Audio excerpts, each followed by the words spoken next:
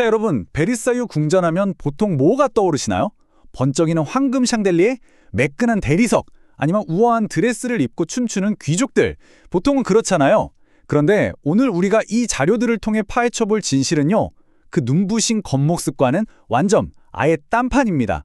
상상을 초월하는 악취, 사방에 널린 오물, 그리고 그 지독한 환경 속에서 태어난 뜻밖의 발명품들까지.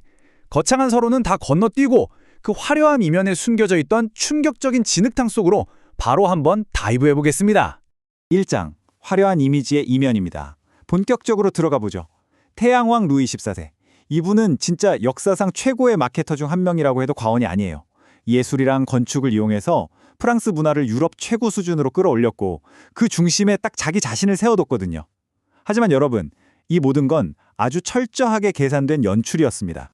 루이 14세는 평범한 정치인이 아니었어요. 1653년에 자기가 직접 발레 무대에 올라가서 아예 태양 역할을 해버립니다. 온 나라를 비추는 신성한 존재로 스스로를 브랜딩한 거죠. 게다가 하얀 피부가 고귀함의 상징이라면서 귀족들에게 짙은 하얀 분가로 화장을 강요했고요. 제일 기가 막힌 건 패션이었어요. 궁정에 엄청나게 비싼 드레스 코드를 도입해서 귀족들이 옷 사입느라 파산 직전까지 가게 만들었습니다. 돈이 없으니까 결국 왕한테 완전히 의존할 수밖에 없게 만든 거죠. 진짜 교묘한 통제 수단 아니었나요? 자, 여기서 진짜 흥미로운 포인트 하나 짚고 갈게요. 다들 서양의 하이힐이 길거리에 널린 똥이나 오물을 피하려고 만들어졌다고 많이들 알고 계시잖아요. 파리 거리나 궁전 바닥이 오물 투성이었던 건 팩트가 맞습니다. 근데 적어도 루이 14세의 하이힐은 오물 회피용이 절대 아니었어요. 자기의 작은 키를 좀 보완하고 내가 이렇게 대단한 사람이다 하는 걸 과시하기 위해서 높은 굽을 신었던 겁니다. 특히 저 붉은색 굽은 아예 왕실 전용으로 못을 박아서 특권층만 신게 법으로 막아버렸단 말이죠. 하이힐은 오물 차단막이 아니라 철저한 권력의 상징이었습니다. 금실로 짠 옷에 붉은 굽 하이힐. 겉모습은 진짜 압도적이죠. 근데 여기서 시각적인 화려함은 잠깐 내려놓고 후각의 세계로 한번 넘어가 보겠습니다. 상상해보세요. 세상에서 제일 화려하다는 그 절대 권력의 한복판에서는 과연 어떤 냄새가 났을까요? 와, 이건 진짜 지금 봐도 충격적인데요. 당시 기록을 한번 볼게요. 대변과 소변이 도초에 널려 있었다. 일부 신하들은 요강을 찾을 생각조차 하지 않고 바지를 벗어 던지고 계단이나 복도, 심지어 벽난로에서 용변을 봤다. 믿어지시나요? 유럽 최고 권력자들이 모인 궁전이 사실상 하나의 거대한 공중화장실이었던 겁니다.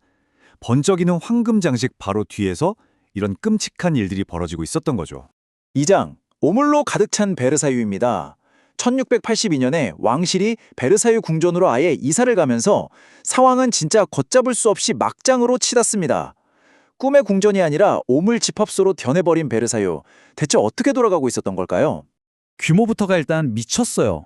화장실도 제대로 없는 건물에 왕족, 귀족, 하인들까지 무려 10,000명이 넘게 갇혀 살았습니다. 배관은 수시로 막히고 터져서 오물이 툭하면 침실로 새어들어왔고요. 고상한 척하던 귀족 남성들이 그냥 예배당 난간에 서서 볼일을 봤습니다. 심시로 마리 앙투아네트조차 안뜰을 걷다가 위층 창문에서 쏟아지는 오물을 요리조리 피해야 할 정도였대요. 위에서 똥오줌을 휙 던지면서 가래로, 그러니까 물 조심하세요 하고 외치는 게 일상이었다니까요. 말 그대로 베르사유보다 더 화려한 부녀의 향연이었던 겁니다. 자, 여기서 등장하는 숫자 2. 과연 이 숫자가 뭘 의미할까요? 마음의 준비를 하세요. 바로 절대 권력자 루이 14세가 평생 동안 목욕을 한 횟수입니다. 네, 평생 동안 단 2번이요. 아니, 도대체 왜 그렇게 안 씻었을까요? 당시 유럽 사람들은 물로 몸을 씻으면 모공이 쫙 열리면서 그 틈으로 질병이 스며들어온다고 찰떡같이 믿었습니다. 씻는 게 오히려 죽는 길이라고 생각했던 거죠. 자, 3장 미아즈마와 향수의 기원입니다. 자, 수천 명의 사람들이 물로 씻지도 않지, 사방에는 배설물이 널려있지. 이 지독한 악취 속에서 사람들은 살기 위해 어떻게든 방법을 찾아야만 했습니다. 여기서 당시 사람들의 치명적인 의학적 오해가 등장하는데요. 바로 미아즈마, 즉 독기설입니다. 이 사람들은 냄새 자체가 질병을 옮긴다고 굳게 믿었어요. 그러니까 더러운 냄새를 맡으면 그 나쁜 공기 때문에 흑사병에 걸린다고 생각한 겁니다. 그래서 원인인 오물을 치우고 위생을 개선할 생각은 안 하고 오로지 이 나쁜 냄새를 덮어버리는 것에만 병적으로 매달리게 됩니다. 이게 진짜 기가 막히게 재미있는 부분인데요. 질병에 대한 이 공포심이 엉뚱하게도 현대 고급 향수의 기원이 돼버립니다. 악취를 가리려고 몸이랑 그 냄새나는 가발에 독한 향수를 거의 들이붓다시피 했거든요.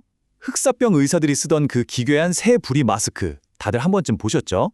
그들이 왜 그런 걸 썼느냐? 병균을 막겠다고 그 뾰족한 부리 안에 향기로운 꽃이랑 허브, 향신료를 빈틈없이 꽉꽉 채워 넣었던 거예요. 끔찍한 악취를 더 강한 향기로 덮어버리는 것, 그게 그 시절 사람들이 할 수 있던 유일한 방역이자 생존수였던 셈이죠. 그런데 여러분, 이런 끔찍한 오물이 궁전에만 있었던 게 아닙니다. 일반 시민들이 사는 파리 시내로 눈을 돌려보면 상황은 훨씬 더 처참했어요. 수백 년 동안 시신을 차곡차곡 묻어왔던 시내 한복판의 공동묘지가 결국 꽉 차서 한계에 다다른 겁니다. 땅속에서 부패하는 시신들이 뿜어내는 유독가스가 주변 주택들 지하실 벽을 뚫고 들어올 정도였어요. 주민들이 호흡곤란을 일으키고 구토를 하고 난리도 아니었죠. 결국 이 넘쳐나는 뼈들을 파내서 묘지를 비우기로 하는데 그때 파낸 유골들을 모아둔 거대한 지하 터널이 바로 오늘날 관광객들이 많이 찾는 파리의 카타콤입니다. 사장, 콜레라와 무너진 파리. 길에는 오물이 넘쳐나고 땅속에선 시신이 썩어가고 이 극단적인 상태가 계속되면서 도시는 언제 터질지 모르는 시한폭탄이 되었습니다. 수백 년간 위생을 방치한 대가는 정말 혹독했죠. 자, 이 상황이 어떻게 파국으로 치닫는지 타임라인을 한번 쭉 따라가 볼까요? 1682년 궁정 이전으로 시작된 끔찍한 과밀화, 1780년 공동묘지 가스 누출 사건, 그리고 결국 1848년에 치명적인 콜레라가 파리를 완전히 집어삼켜버립니다. 햇빛도 안 들어오는 좁은 중세 골목길에 하수도조차 없었으니 이건 뭐 전염병이 창궐하기 위한 완벽한 인큐베이터나 다름없었죠.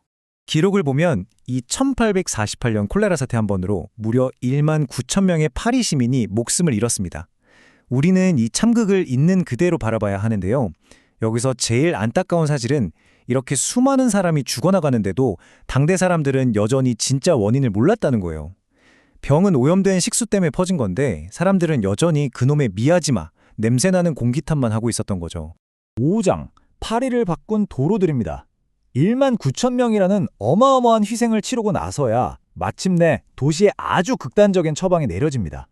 놀랍게도 오늘날 우리가 그렇게 동경하는 낭만적이고 아름다운 파리의 풍경은 바로 이 전염병의 참극과 끔찍한 오물 위에서 탄생한 거거든요.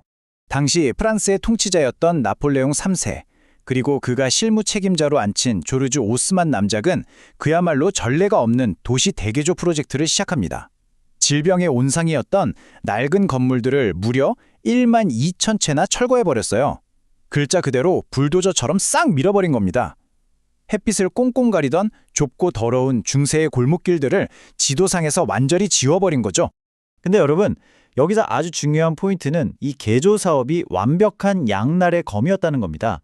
오스만 남작이 쫙쫙 뚫어놓은 이 직선 도로의 이면에는 엄청난 정치적 계산이 숨어 있었거든요. 한편으로 위생의 관점에서 보면 파리에 마침내 햇빛과 맑은 공기가 들어오고 거대한 현대식 하수도 시스템이 쫙 깔렸습니다. 엄청난 공중보건의 기적이죠. 그런데 다른 한편 군사적인 관점을 볼까요? 넓고 뻥 뚫린 직선도로는 시민들이 들고 일어나서 바리케이드를 치는 걸 원천 차단해버렸습니다. 반란이 터지면 정부군을 빠르고 쉽게 투입해서 진압해버리기 딱 좋은 구조가 된 거예요. 그러니까 도시정비라는 하나의 사실 안에 위생과 군사통제라는 상반된 두 가지 진실이 공존했던 겁니다. 자, 오늘 준비한 해설을 마무리하면서 여러분께 도발적인 질문을 하나 던지고 싶네요. 지금 수많은 관광객이 걷고 있는 파리의 눈부신 샹젤리제 거리와 그 탁 트인 대로들, 과연 시민들을 전염병과 오물로부터 구출하겠다는 순수한 의도로 만들어졌을까요? 아니면 반란의 싹을 자르고 정권을 지켜내려는 철저한 군사적 계산의 결과였을까요? 오물 피하려다 만들어진 줄 알았던 하이힐이 사실은 권력의 상징이었던 것처럼 말이죠. 번쩍이는 화려함 뒤에 얽혀있는 이 냄새나고도 복잡한 역사, 여러분은 어떻게 생각하시나요? 오늘 함께 생각해볼 만한 거리가 꽤 많으셨길 바라면서 해설은 여기서 마치겠습니다. 함께 해주셔서 감사합니다.